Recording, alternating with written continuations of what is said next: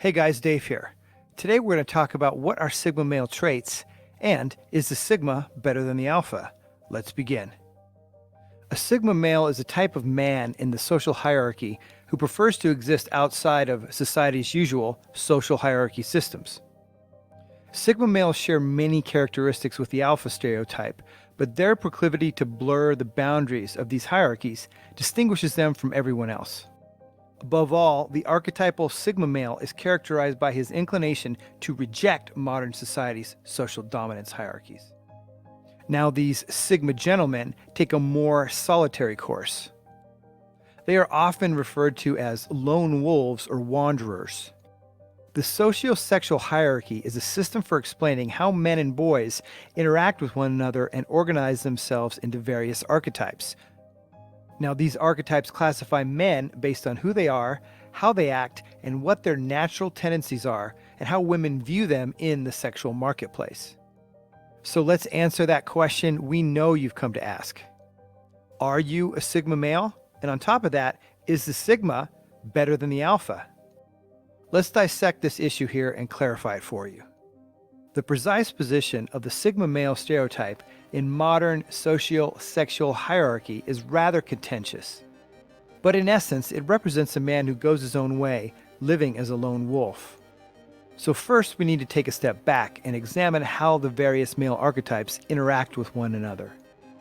If the Alpha male is the king, and he is served by a court of beta males, the Sigma male is the wandering bard, storyteller, or the wanderer who pays the king a visit. He is welcome to dine with the king. He may also have the king's favor. Although his exploits or achievements may not be well recognized, they may gain him respect and admiration. He is not interested in having a wife.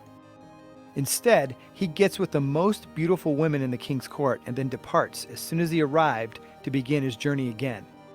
You see, it's the path itself that is the true target for the Sigma. This is his life's work. He, unlike the betas, has no actual need for the king's influence or favor, even though he has it oftentimes. In reality, he probably doesn't care if the king likes him or dislikes him, because those things mean nothing to him as a Sigma. He also frees himself from the burdens and challenges of competing with the betas. Why is this so? Because, once again, he simply does not care enough about the social superiority hierarchy to bother attempting to obtain a place within it. The Sigma, unlike the Alpha-type leader, has no need to retain a certain public presence. He has no need to impress the masses or somebody else's view. He also has no interest in fighting within the social superiority hierarchy to climb to the top of the social order, unlike the Alpha King. So the advantages of the Alpha role are gladly foregone by the Sigma man. He does this because he believes the advantages of the Sigma archetype are superior when cost and value are considered and weighed against each other. Unlike the Alpha stereotype, the Sigma does not need to play political games or funnel any thought process through a tribe mindset filter in order to achieve the results he desires in life. And the social obligations of the Alpha male are avoided by the Sigma male, at least in theory. He sees the tribe's resource investments as high risk, low reward. The delicate structure of the social dominance hierarchy is often viewed as fragile as a house of cards by the Sigma. So he prefers to walk away from it because he considers it smarter and more self-sufficient than hedging his bets on what other untrustworthy humans can do. Now, to an extent, this may be an oversimplification, but it lays the groundwork for the Sigma male archetype and how it usually blends in with the Alpha and Beta archetypes. So, the question you've been waiting for, which type of male do women actually prefer? The fact is that both styles of men can be incredibly successful with women for different reasons.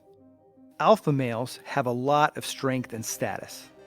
These are advantages that Sigma males would naturally struggle with because they are both closely linked to being at or near the top of the social dominance hierarchy. And of course, numerous advantages come with high status and strength that the Alpha male has. So as a result, an Alpha male at the top of the social order has an automatic advantage when it comes to gaining the attention of the tribe's most valuable women. Sigmas, though, add a few unique benefits to the table. First and foremost, Sigmas are distinguished by the mystery and fluidity of their solitary lives. They are often distinguished by the fact that they are difficult to tie down into a normal relationship. The failure to maintain a long-term and stable romantic relationship with a Sigma male distinguishes them from betas and, to a lesser degree, alphas. And both of these characteristics irritate women, but in a good way. The perfect example of the Sigma archetype is Harrison Ford's character Han Solo in the Star Wars films. It doesn't get any more Sigma than Han. To fully comprehend the Sigma male archetype, it is essential to closely analyze the most prevalent Sigma male characteristics. The first trait is non-conformity. Above all, the real Sigma male is non-conforming. He marches in time to the rhythm of his own drummer. If the crowds are following the direction to the right, the Sigma will usually deviate to the left. And there are a variety of explanations for this. For starters, Sigma males have different values than other men. Almost any other archetype would prioritize how a particular action or pattern would impact their social status. However, Sigmas are an outlier in this regard. That's because they consistently dismiss social pressures and demands as ineffective. Their choices are based solely on the intrinsic worth of what they are pursuing, rather than the extrinsic worth assigned to something by society or the masses. The next trait is self-sufficiency. The Sigma male is one of the most self-sufficient male archetypes. Sigma males are prone to wandering and traveling. They may not even have a home or an apartment. They could be just as happy with nothing but a backpack of basics as they would be with their own house wherever they go. This is due to the fact that Sigmas are natural survivors. Sigmas easily adjust to taking care of themselves because they are almost always lone wolves. They eat for themselves. They are completely self-sufficient. They are totally responsible for paying their own bills.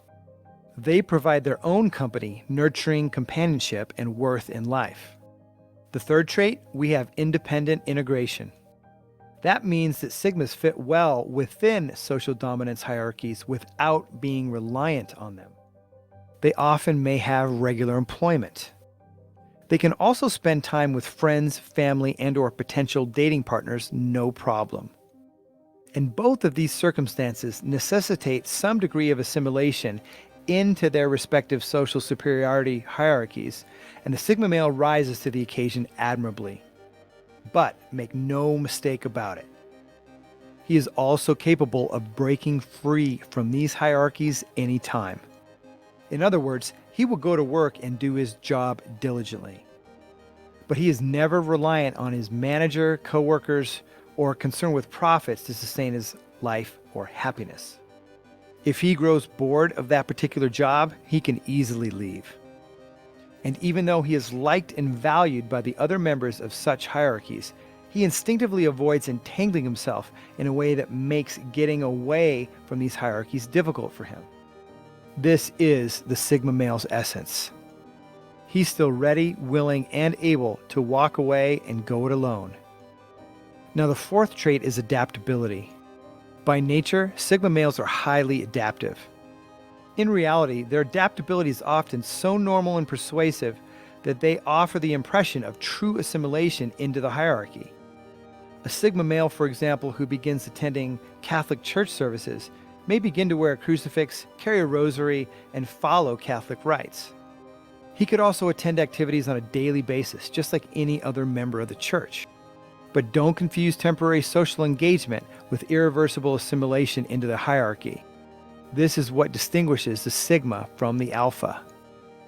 Since his place at the top of the hierarchy is important to him, the Alpha male will constantly be aware of how his behavior within the church, in this case, will impact his position at the top of the hierarchy. A Sigma, on the other hand, opposes all notions of rising through the ranks. If he assimilates to some extent, it is most likely because he derives some personal value from it, or because he wants to share in the experience for his own amusement, satisfaction, or profit. You can also be certain that he is completely capable of walking away from it at any time without hesitation. and he most likely will at some stage. And coming in for trait number 5 is Sigmas put themselves first. The Sigma male prioritizes his own hopes and happiness above all else. This sounds close to the Alpha's ideology, and it is to a certain extent. But there is one significant difference. Alpha males will often put their tribe's most valuable members ahead of themselves. Tribal investments often take priority over the Alpha's own wants, needs, and desires. This is part of what it takes to be the Alpha. However, Sigma males are skeptical that tribal investments would yield worthwhile results for them. And so that's why they are often unconcerned with how they appear to the tribe or how people view them within the tribe. They don't want to be associated with the tribe unless it serves a reasonable, practical function for them in the short term. The Sigma male is much more likely to be found alone in his apartment, working on his company or his goals. These objectives take precedence over all else in his life. And in the case when he does actually date a woman, it is not to care about a woman or to enter a typical relationship. He's a free thinker. He dates for enjoyment, novelty, and new experiences, and because he's a sexual being with sexual desires that need to be expressed. He's perfectly willing to walk away from the relationship if it ever ceases to be worth the investment to him. At all times, the Sigma male prioritizes himself in this manner, which, by the way, is highly attractive to women. The 6th trait is that Sigmas deprioritize committed relationships, as they can seem to them as something that will slow down their path of achievement and/or adventure. Companionship is often viewed negatively by Sigma males as a hindrance to achieving what they really want in life. Human relationships are always boring and insignificant to them because they care very little for how others view them. For the Sigma, it is self-evident that companionship comes with baggage. It also appears to have very little to no value to compensate for this luggage or baggage of a relationship. Sure, Sigmas may form a few close, intimate friendships that enrich their lives. But aside from that, to Sigmas, most humans would not be worth their time or effort in terms of having committed relationships. Furthermore, traveling with companions is more costly, time-consuming, and inefficient. When you combine this with the fact that Sigmas are inherently fast-moving when excited, it's easy to see why most humans can't keep up with them. The Sigma seizes possession of his social energy and uses it exactly as he desires. And now for trait number 7, Sigmas don't want to be in the spotlight. Quite simply, they'd rather be invisible. And this is perhaps the most underrated Sigma male characteristic. Sigma males actively seek to remain unnoticed. They are like respected and powerful societal ninjas in this regard. At work, they don't need or want to be recognized for their efforts or success.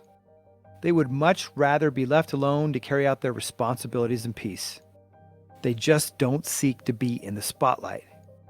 They don't want people to judge them based on how they look or come across. They don't even require that their good deeds be recognized or written down. They don't care whether someone knows them or not in a social sense, and they don't want a public profile. But why is this? It's since Sigmas aren't motivated by external recognition or appreciation. Again, they are the classic loners or mavericks. They place little or no importance on the trappings of civilization and the praise of their peers. They spend the rest of their time in their own heads in their own world.